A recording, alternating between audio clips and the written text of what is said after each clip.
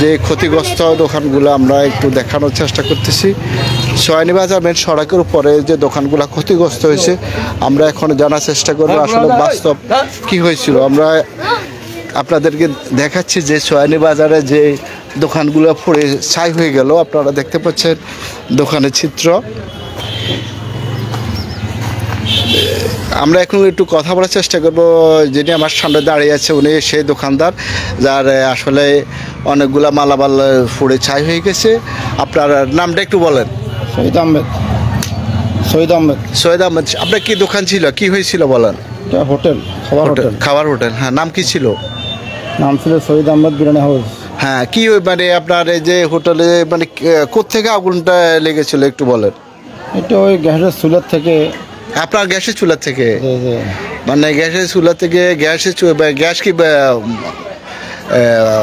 ইয়ে হয়ে গেছে, মানে গ্যাস সিলিন্ডার বিস্ফোরণ হয়ে তারপর মানে হঠাৎ মানে আগুন লেগে যায়। হ্যাঁ, ক্ষতিগ্রস্ত সাধারণ যারা দোকানে ছিল তাদের কোনো ক্ষতিগ্রস্ত হয়েছিল কিনা? হয়েছে, আমার ভাইও 8টা ফুল ফেলেছে। এখন আমার অনেক মাল সামানা, এখন আমার এই দোকান ছাড়া তো কোনো উপায় নেই। এটার উপরে আমার পারফেক্ট নির্ভর। কথা বুঝছেন, আমার কোনো টাকা ঢোকানো কথা নাই যে আমি কিছু করবো। কথা বুঝছেন, মানে আপনার যেহেতু এটা আয়ের উৎস ছিল আপনার এই হোটেলটা, হ্যাঁ, এই হোটেলটা যেহেতু মানে গ্যাস বোতল বিস্ফোরণ হয়ে কিন্তু এই আগুন লেগে যায়। আপনারা দেখতে পাচ্ছেন যে আসলে কি অবস্থা হয়েছে। আমরা যদি আপনাদেরকে একটু সরাসরি দেখানোর চেষ্টা করি লাইভের মাধ্যমে, আপনারা দেখতে পাচ্ছেন সবগুলো আসলে পুড়ে ছাই হয়ে গেল। যে নমুনা আমরা একটু আরেকজনের সাথে কথা বলবো। আসলে আপনি কি দেখেছিলেন একটু যদি বলেন? এই তো উনি তো এই দোকান দিয়ে তার এই সংসারটা চলতো এবং নগদে কোনো টাকা পয়সা নাই। এখন তো সব এই গ্যাস সিলিন্ডার হুডি তো সব ক্ষয়ক্ষতি হয়ে গেছে গো। এখন তো সে কী করবো, কমে যাইব, কার কাছে যাইব, কার কাছে চাইবে? এখন যদি আমাদের এই এখন মানুষের যদি একটা সহযোগিতা করে তাইলে হয়তো যদি আল্লাহ পাক রব্বুল আলামিন কোনো রকম দাঁড়াইতে পারে, এছাড়া তো আর কোনো শক্তি নেই। যে তার কাছে তো এমন কোনো কিছু নাই যে সে কিছু করবার মতন তো কোনো কিছু নেই। এবং আমাদের সরকারিভাবে যদি কোনো অন্তত একটা অনুদান টানা যদি পায় বা কিছু করতে পারে, আগাইতে পারে, এছাড়া তার করার মতন কিছু নেই, তার কোনো সুযোগ সুবিধা নেই। সে দোকান দিয়ে কোনো রকম চলতো, বাল বাচ্চা চালাইতো, খাইতো। এখন তো সব শেষ হয়ে গেছে, সব বিনাশ হয়ে গেছে। ঘটনাটা ঘটেছে কখন, কোন সময়?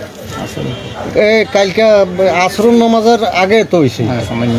এই আসরুন নামাজের একটু 3টা বা 3:30টার দিকে ঘটনাটা ঘটছে। আচ্ছা, আপনারা শুনছেন আসলে যারা এখানে প্রত্যক্ষদর্শী আছে তারাই আসলে বলার চেষ্টা করছিল। আসলে আপনারা দেখতে পাচ্ছেন, আমরা একটু আরেকজনের সাথে কথা বলবো। আসলে যে আগুন যে লেগেছিল আসলে হঠাৎ করে আপনার গ্যাস সিলিন্ডার বিস্ফোরণে কয়টা দোকান ক্ষতিগ্রস্ত হয়েছে? প্রায় 6টা, 6টা, 7টা, 8টা এরকম হতে পারে।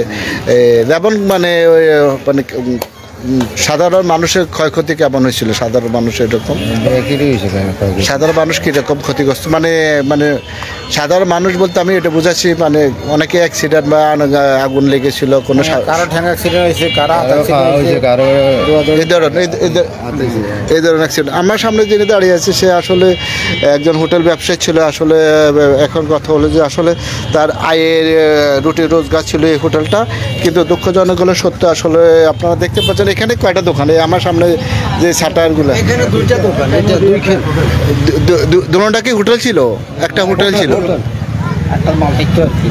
এটা, মানে একটাতে আপনি মাল রাখছিলেন আর একটা রাখছিলেন, দুটোটাই আপনার ছিল।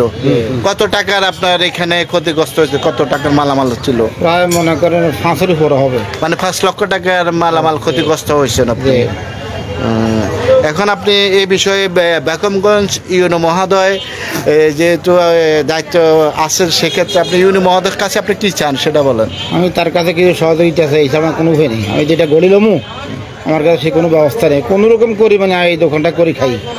কথা বলছি হেঁটে লোডে। এখন মহাদয় যদি আমার কিছু সহায়তা করে তাহলে আমি রেটটা একটু গড়াই কিছু করতে পারবো।